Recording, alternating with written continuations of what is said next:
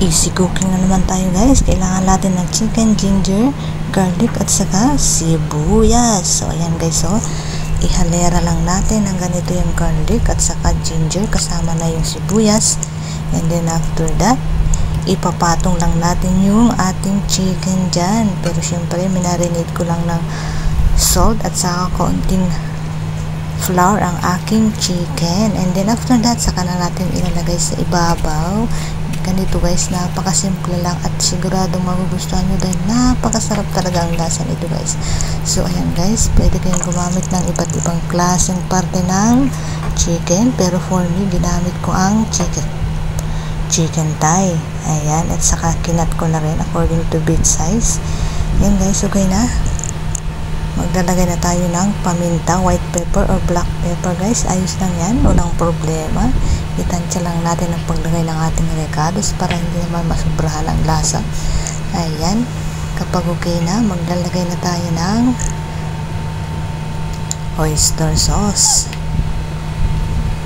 Ayan, mga isang kutsarita lang yan guys. Pwede nyong dagdagan mamaya kung nakukulangan kayo ng lasa.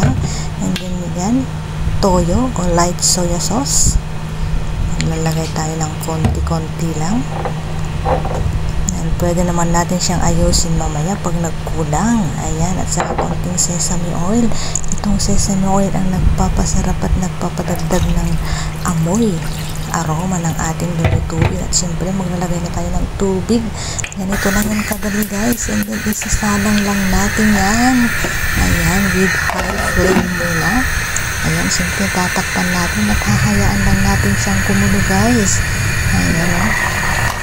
Kapag kumulo na, siyempre hahaluin natin. Ayan.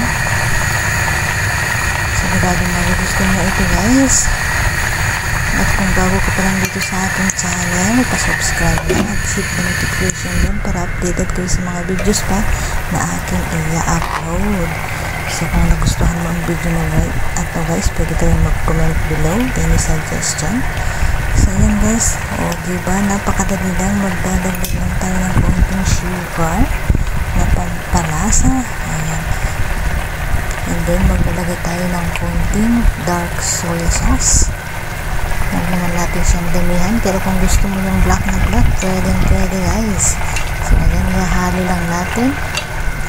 So ito na guys, luto na ang ating chicken in soya sauce. Ito guys, napakasimple lang, huwag yung tagalan dahil matitigas yung ating chicken. Kailangan yung malambot lang. Mga 5 minutes, okay na yan guys. And then tatakpan lang ulit natin. Ipapoy lang natin konti. And then okay na yan guys. And pwede na yung kayong maglagay ng toppings na spring onion leaves. O diba guys? Ayan. Okay na.